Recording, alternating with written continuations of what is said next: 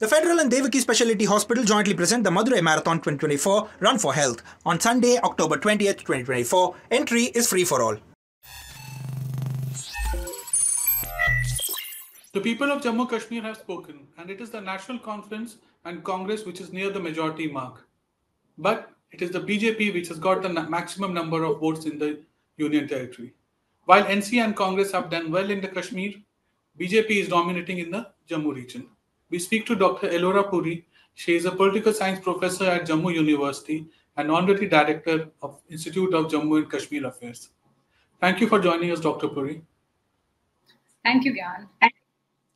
Ma'am, the people of Jammu and Kashmir have spoken and the verdict is very clear. What are your initial thoughts on the outcome of the elections?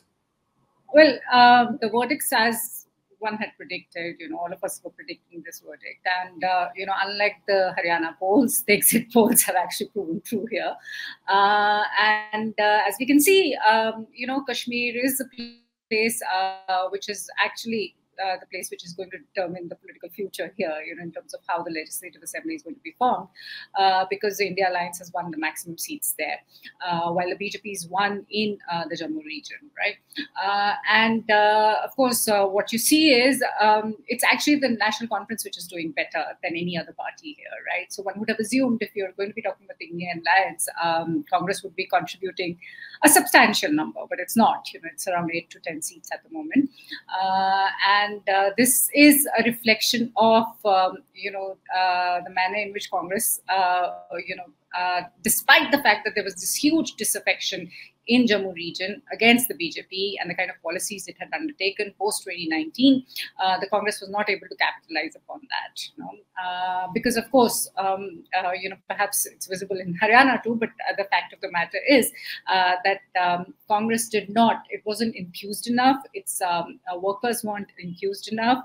You did not have the national leadership actually coming here, unlike many other places, to mobilize people. So, it's very visible that despite the fact, like many of these, if you were to look at the exit polls or the post-poll surveys or the pre-poll surveys, many of them would tell you that Jammu region, in fact, the population in Jammu region itself has been, the population which actually talks about the maximum against the kind of policies which have been undertaken by BJP after 2019. Particularly issues related to demographic change, particularly issues related to, land alienation, particularly on the questions of unemployment. Despite that fact, BJP has swept the Jammu region, right? And this is a failure of Congress somewhere, I would say that. Again, what is very, very visible is that there is a regional difference, in terms of how elections have happened. Jammu's voted a certain way. But of course, within Jammu, there is a particular sub-region which has voted one way and the other sub-region has voted another way, right? So, and of course, what clearly you can see is there's a Hindu-Muslim divide there, in the Jammu region. So the Muslim majority seats, most of them have voted against the BJP, while the Hindu majority seats, most of them have voted for the BJP. In fact, in some, it seems as if, I don't have the latest figures, but from what I could see was that in some of these Hindu majority, seats, BJP might have done much better than it did in 2014. 2014 was considered to be the election of polarization between PDP and BJP, and the Hindu vote going to the BJP while the Muslim vote going to PDP. But it seems as if, in this election, BJP has actually done much better than 2014 also in this section, But that's, that's subject to the final results. So I haven't seen the final results. So this is just looking at the patterns which have emerged over the last 4 or 5 hours. Yeah. The Jammu and Kashmir Assembly is now clearly divided on religious lines. NC is and dominating regional lines. And regional Sorry? lines. And regional lines. Yeah. And regional lines. And the NC is clearly dominating in Kashmir and BJP in Jammu. And there is a fear that a major region may not be adequately represented in the government. How do you look at this divide? Well, if the NC and the India Alliance claims to be speaking on behalf of the whole state and claims to be speaking for the rights which have been lost essentially after 2019, then the alliance will have to take people on board from Jammu region also, right? If they're going to be forming elections here, if they're going to be forming a government here, right? So they will have to, in some fashion or the other, maneuver, getting people from Jammu region and get them represented there, right? So it's just not going to be from the region, but also representation of, the Hindu community too. But the fact of the matter is that NC had, it's not as if NC was just, it just had candidates who were Kashmiri Muslims. It also had candidates who were, Dogra Hindus too. So, or for that matter, Hindus in the Jammu region. So many of them have won also. So it's not as if you won't have representation in the government there, right? But again, I think that's where that's the reason why I feel Congress has let down the Jammu region, because it should have actually mobilized more people here, because everybody foresaw that India Alliance with NC leading is going to be winning the elections, and that would have basically meant that the majority is going to be coming from Kashmir. So they needed to have worked here in the Jammu region so as to win more seats so that they would be represented in the government. But as far as if the India Alliance is claiming to be speaking on behalf of the whole erstwhile state, and then it will have to take into consideration the regional sentiments of Jammu and also the religious community per se. If they do not, then the differences, the polarization between the regions and the religion is just going to increase, and that's not going to be helpful for either the state or either of the regions, right? Do you think a deputy chief minister from Jammu region will do the job?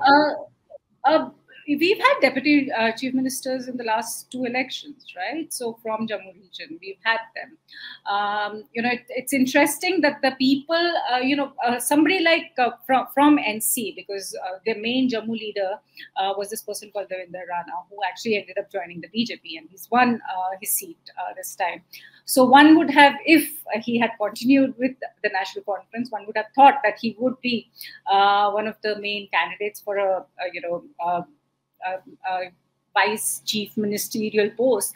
But I do not really, at the moment, I cannot, there isn't a person with that kind of a stature, whether it is in the NC or Congress, who would actually be seen as somebody who would be influential enough. So whosoever they put in place in that position is not going to be somebody with a lot of weight per se.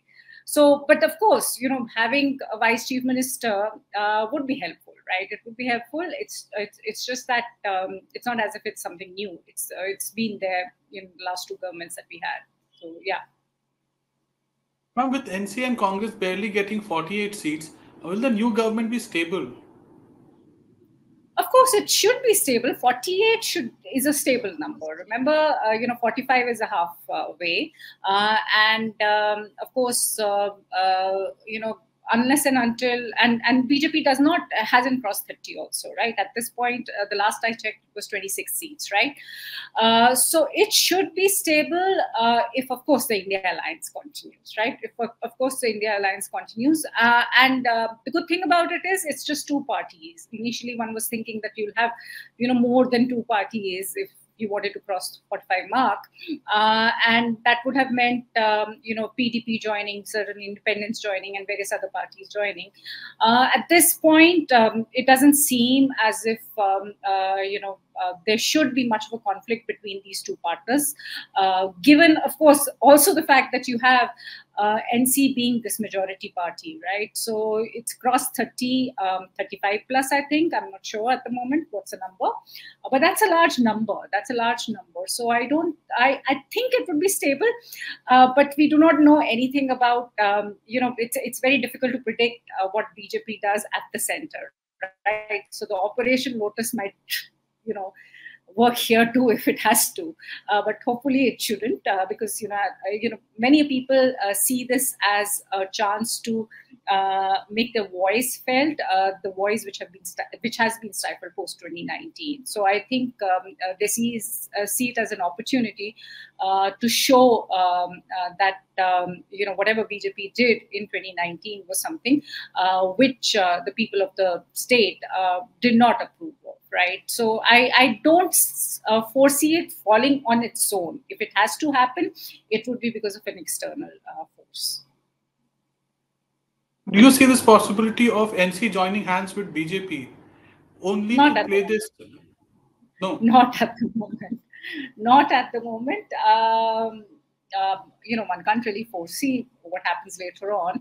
But at the moment, no. Wow, it's very, very visible that the Valley has voted for the NC because it saw it as the main contestant against the BJP, right? At least at the moment, no. We know that PDP, the fact that PDP lost the manner in which it has lost is because of the fact that people blame it for bringing BJP into the state, right? And of course, we also saw, everybody was predicting that Engineer Rashid's party would do very well, and independents would do very well, but they haven't done well. That ways, the Kashmiri population is very politically savvy, right? They wanted to vote against the BJP, and they realized that division of votes are not going to help them, and they voted for NC. So I do not, and NC recognizes that. Any political party would recognize why they have won the votes, right? Why they've got the votes. So at the moment, I do not see that happening. At the moment, I do not see that happening. BJP joining, NC joining hands with BJP, no. Now that the Jammu Kashmir will have a new chief minister, what kind of a chief minister will be? Because now it's in union territory. There's not very much clarity on the kind of powers the chief minister will, the new chief minister will have. The chief minister is not going to have much power. The chief minister is not going to have much power, and that's something which almost everybody's been talking about. And I think Omar Abdullah has talked about it the maximum. He says, I don't recall the exact statement, but something to the effect of that I would not be able to even change a postman, a peon, right? So as a chief minister, so most of the powers, if you were to look at it over, after 2019, of course, it became a union territory. So that the assumption was that the center is going to be governing the region. But over a period of time, particularly last year, after the Supreme Court judgment, asking the union government to hold elections in Jammu and Kashmir, what has happened is that there have been new rules which have been introduced, new regulations which have been introduced, which have basically whatever executive power usually a chief minister would be enjoying or the cabinet would be enjoying, those powers have been moved to the domain of LG, right, the Lieutenant Governor. So it wouldn't really have much power. So the power of the Legislative Assembly or the power of the elections at this point in time is just that it has given voice to the people. 10 years is a very, very long time. 10 years is a very, very long time for people not to have, in a democracy, for people not to be represented in a democratic space. And this is happening after 10 years. So it's given people a voice, that's it. But when it comes to governance matters, when it comes to administration, most of the power is going to continue to be with the LG. The chief minister in that sense is not going to, there is all this conjecturing about whether it's going to be like a Puducherry assembly or whether it's going to be like a Delhi assembly. Is there going to be perpetual fight between the chief minister and the LG about what could be done and what could not be done? The law and order has been, the departments which deal with law and order have been moved into the LG's domain. So this is going to be, a perpetual point of contention. But again, as I said, these elections are basically providing that voice, in terms of how much power is going to be in the hands of the people who've been elected. I do not see that, given the rules and regulations which have been put in place. So, yeah. Ma'am, my last question is that Engineer Rashid, it was expected that he will do well, especially after the Lok Sabha elections. So what went wrong for him? Why did the people not vote for him? Engineer Rashid, whatever one can make out, it's true that he won that election, and he won that election with a huge margin, right? And won it against Omar Abdullah, who's the NC vice president and also an ex-chief minister, and of course also won it against Sajad Loan, right? So that was a large margin that you're talking about. But one, I think in the parliamentary elections, I don't think he was taken seriously enough by his opposition. People who were fighting against him, they didn't take him seriously enough. Also, from whatever one can gather from the statements that have been given by both Omar Abdullah and Sajad Loan, they in fact decided not to, campaign against him because, it was kind of a sympathy thing, right? That he's been in the jail for so long, and if they were to campaign against that, it would not, reflect well on them, right? So he did, and of course, it was something very, it was new at that point in time, right? So him standing for elections, there is this sentiment which is very, very visible in the ground when you go to the valley. That sentiment, which is basically trying to express itself in the form of an anti-union vote, right? So that's how he won. He was, somebody people hadn't even thought that he would win. So because of that, you did not have National Conference or the PC actually, putting up a fight against him, right? But after he was released, particularly during the assembly elections, from the jail to come and campaign for his party members here, what you saw was almost all the political parties, the valley-based parties, whether it's a PTP, whether it's a NC, whether it's a PC, almost all of them came out and basically argued that he was being propped up by the union government. He was being propped up by the center. It was seen as something which was meant to cut votes, essentially, and he was seen as a proxy of the central government somewhere, right? That's a term which is used all the time, right? One doesn't know whether that's true or not, but the politics in the valley revolves around a lot of rumors, and conspiracies are something which is, conspiracy theories work very well in the valley. So one could see why people decided to vote against Engineer Rashid and his party members, because it was felt that he's a center's man here, right?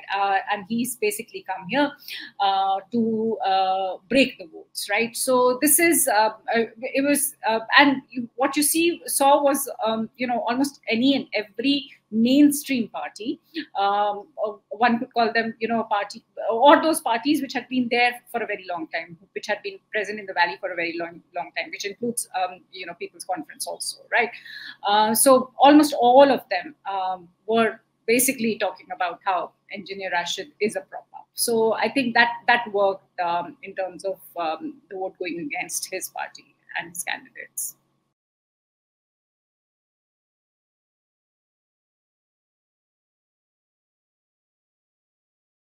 The Federal and Devaki Specialty Hospital jointly present the Madurai Marathon 2024 Run for Health on Sunday, October 20th, 2024. Entry is free for all.